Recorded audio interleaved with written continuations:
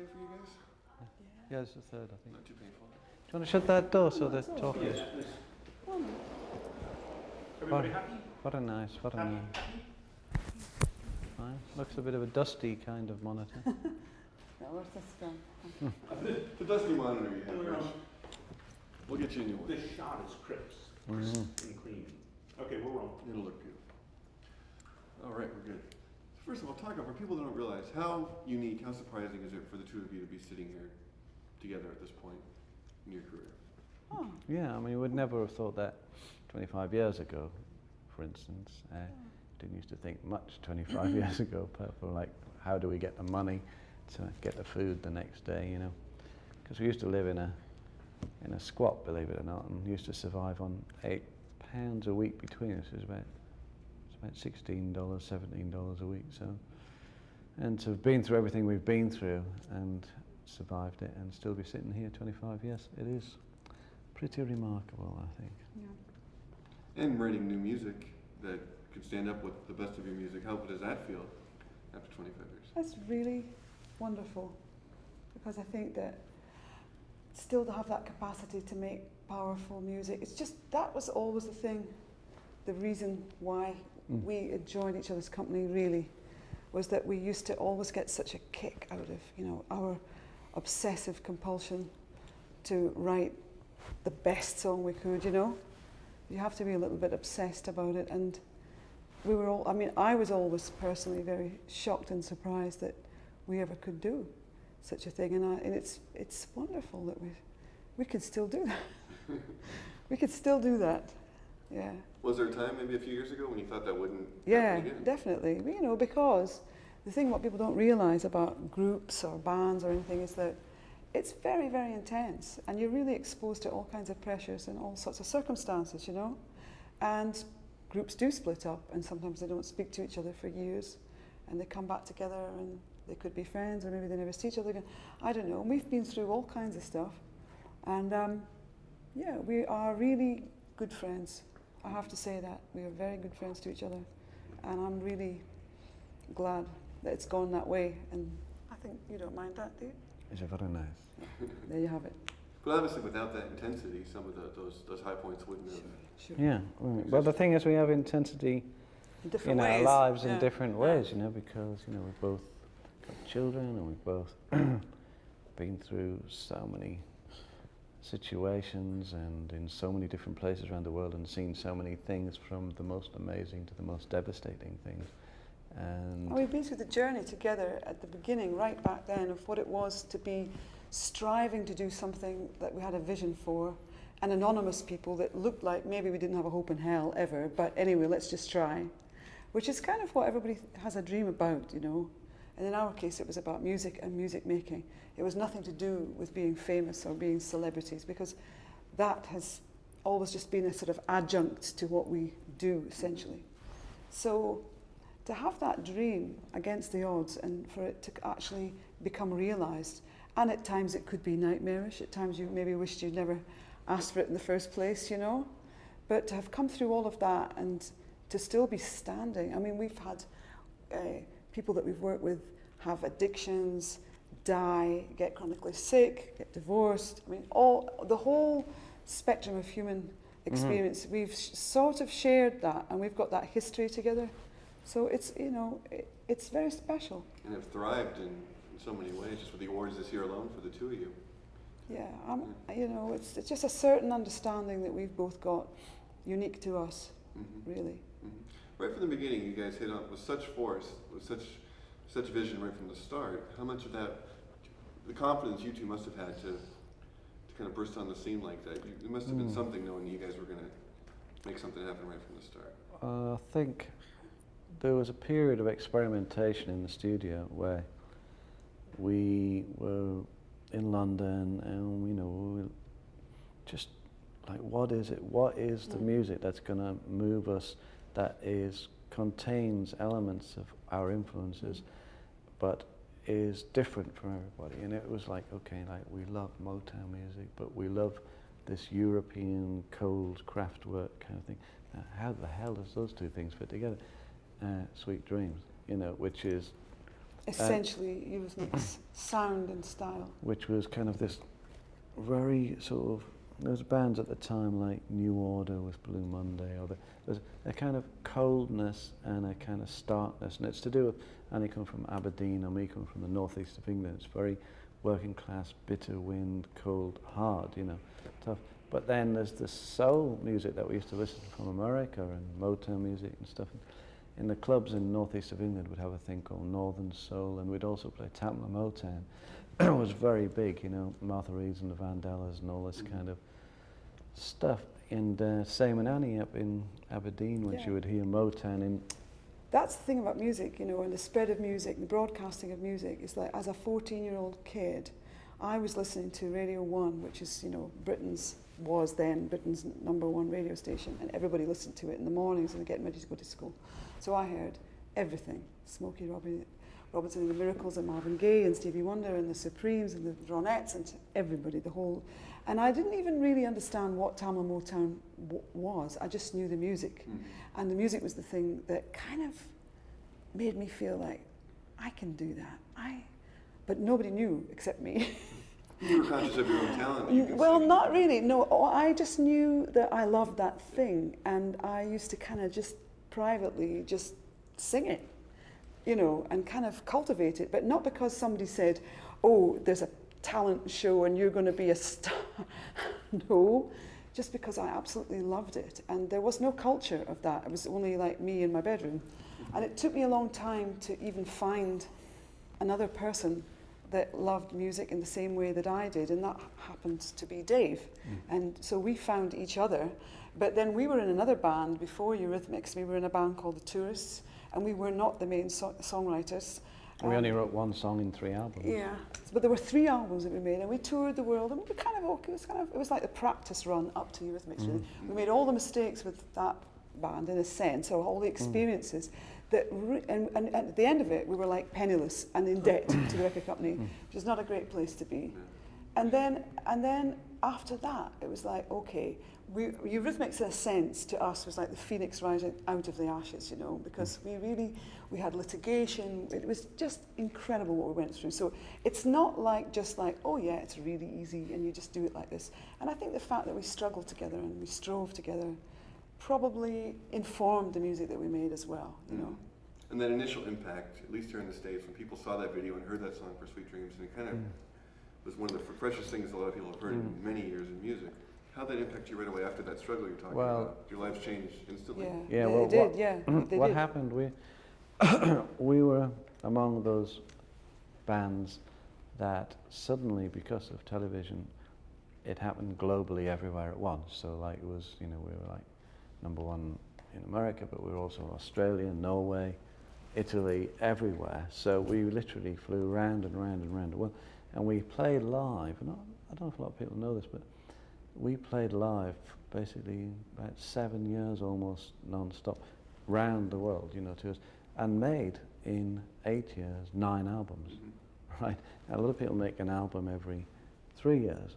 But we made those albums and 2. So we'd make our albums, write them and record them in 3 or 4 weeks and be playing live again. And on those albums would be, you know, Here Comes the Rain Again, Sweet Dreams, Would I Lie to You, Missionary Man, Sisters of Dinner. It's just like a list of songs which now are still on the radio all the time, but these were literally written, you know, often and recorded in a day. And then we'd be back on tour. So from the moment Sweet Dreams hit, as you said, America on TV and other places around the world, our lives changed kind of overnight. Well, it speaks to such a unique talent. Most artists can't do that. Not to have all these songs kind of together. Do you guys, I don't know if do you guys look back a lot, or is this a time now when you're kind of forced to because you put these songs together? Or? I don't. No, we don't. I'll probably answer the same as me, as when sometimes people ask if they can have an album and you don't have any of the albums, and you know, it's to get it all back together again, even, you know, to do this. We're re-releasing all the back catalogue with new photos and finding the photos, because, you know, we were always just living in sort of present day, and so it's been interesting this last 2 months, I think. Yeah, because we only wrote the songs 5 weeks ago. a few weeks ago, and all of a sudden there's a lot of interest. again, and it's like, ooh, it's quite exciting. I like that. I'm happy about that. It's cool because I feel like there's been this kind of incredible journey that started with Sweet Dreams, and it's come up to this new release called the Ultimate Collection, and only we really know what that trip's been all about, you know. And then, do you have a game plan for where this could go? Let's just see what happens. We don't really? We just, as we said, we only wrote the song about 5 weeks ago, and we finished it 4 weeks ago, of the songs that we've added to the Ultimate Collection. We wrote 3 songs altogether, we're putting 2 on. And so, you know, we're just getting used to the idea that, okay, it's all coming out, and now we're doing interviews, and because it wasn't planned at all. Annie was just visiting me on holiday 6 weeks ago, and here we are. Are you amazed how well the music still holds up? I don't know how often you actually get to hear it, but stuff still sounds as fresh as it did before. Well, yeah, I mean, the thing is, if ever I hear a Eurythmics track, it's usually if I'm in a shop or a restaurant or sitting in a car. Those are the means that Eurythmics songs will come back to me, because I'm not playing them. You know, because we made them. That's like, that's part of my fabric of my existence, but I do other stuff too, and I listen to other music. But when I do hear them, I do think, yeah, I get that. I'm very, I won't say I'm proud, but I'm happy to have that legacy, and in a way I am proud that we've managed to make songs that people, you know, because a lot of people come up to us and say, you know, thank you for the music, things like that, and you know, oh, I've loved your music for years and still love it, and I think, well, maybe it was meaningful after all. Maybe, you know, it made a difference to people's lives somehow.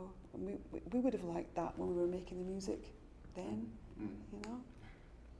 That's the thing. You want to inspire people, and you want to make them feel something, and that's just always the reason why we do it. Would it be especially gratifying then to go out on tour next year and do these songs for people and have that? We're not committed. We're not saying anything. Sure. Right? No. No. We haven't even talked about it between ourselves. You must have allowed yourself to actually have these thoughts, even if they're private, what it would mean to... I haven't gone there yet, because we know what touring means. It's a both, commitment, you know. Yeah, we both know what the idea is. It means for a little while you can't take your kids to the school, on the school run. I don't mind that so much, because I would just take the kids with me. Yes, but we take them with us. The travelling school, Yeah. but the thing is, yeah, it'd have to be a lot of complicated things. It's quite complicated. Yeah. We'll see. But seeing how well these new songs have went, to record again isn't out of the realm of possibility to possibly record. Well, we never said it wasn't. See, that was the other bit, was that actually Eurythmics never did officially split up. We never actually wrote a piece of paper that stated Eurythmics have split. We just came to a point where we couldn't we didn't want to do it anymore. But we never said it's for good. See, It's just like maybe we will feel like it. When we feel like it, we'll do it. When we don't feel like we won't. it was amazing for us that you see, we stopped playing live at the end of 1990, and 10 years later, virtually, we did a tour in 1999, and it was amazing to us that, you know, like the Staples Centre had just been built, for instance, and I think we're the second band to play there. That's right, yeah. And it was packed, you know, and this is after 10 years of not doing anything, and, you know, Madison Square Garden and all these different places, and that was an album called Peace, which we then gave the proceeds for the tour and the DVD and everything to Greenpeace and Amnesty, and we toured the world, you know, with it. Just brief, for like 3 months we played. I can't remember. Only played 3 dates in America or something like that. But it was great seeing people's reaction to the songs, and the audience was interesting too, because a lot of the songs had never been off the radio. There was all different ages there. Some you know, kids that have only ever heard us on the radio, and some people had seen us like 15 years before. How conscious are you guys of your place in rock history at this point? You must, with this collection, bring back some thoughts and looking images, iconic images that you guys have had in songs that hold up so well. Does that something you... Well, it's a funny thing, isn't it? I mean, it's just like, okay, think back to when you were a high school kid and you were graduating into going to college, or any phase of your life. You'll think, well, that was me, and it's still me. So you've got the present person, and you've got the whole history that leads up to that present person. That's how it is. That's it. Have songs like Sweet Dreams being used now in the Martha Stewart apprentice show. Is that that one kind of slipped through the net, to be quite frank with you. You see, look, it's like this. Our songs, people ask to use them all the time. Sure. And that one, that one slipped through. There you have it. We'll leave it at that. Yeah. Talk about the new songs, where these songs came from in terms of the place with you. Did you approach music differently now in terms of what would be your rhythmic sound, or did you go back to some of the same feelings you guys haven't had in a while, Well, musically? on I've Got a Life, which is the single, we did sort of tip our hat to early Eurythmics, like analog synthesizers, and the song is very uplifting in as much as Annie was describing earlier, that, you know, a lot of people who've been through all sorts of things in their life, from, you know, illnesses, disasters, relationship breaks up. It's one of these songs that is a bit hopeful and uplifting in it. I think when you hear it on the radio, it gives you a feeling of, you know, like, I'll survive all of this struggle that I'm going through. And that's often been a theme of Eurythmics songs. But the other song, which is called Was It Just Another Love Affair, that is sonically very different, and it's got sort of quite a contemporary sort of sound to it, mixed with, we've always jumbled things up, you know, like synthesizers with orchestras, or guitars with synthesizers, and Was It Just Another Love Affair? It sounds like a kind of great soul song from a period, but it's got quite a contemporary sound to it. Mm-hmm. And you mentioned the strength, and a lot of women, a lot of people look to you always as a role model in lots of ways. Oh, God. That's something you never liked, that you pushed that? No, it's not that. It's just, what can I say?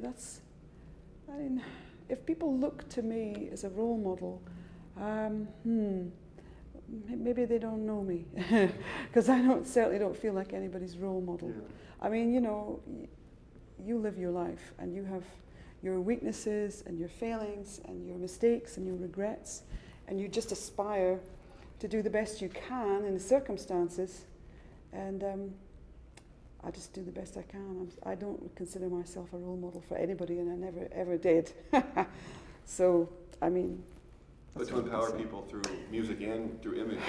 Yeah, I would say that, you see, really, most of the world, in my opinion, the female side of the world really needs feminism, because women are not empowered in, I would say, maybe 2/3 of the planet.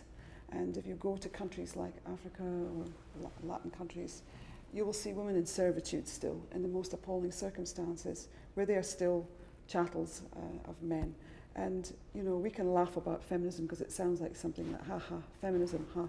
But feminism got me here.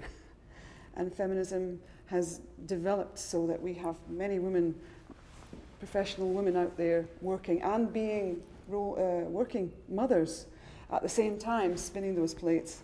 So I think, you know, we need feminism, and we do need women to be respected and to be held in great esteem, because we are the mothers and we are the achievers too. And we don't have to hate men. We can get along very well, but we need to evolve, both men and women together in some kind of way. I think men can be feminists too, by the way, you know. Very good, well said. Well, congratulations, both you guys. Thank you. Pleasure. Oh, thank you. Yeah, Thank you. very nice. So, Nice to talk to you. are your questions going to be, you would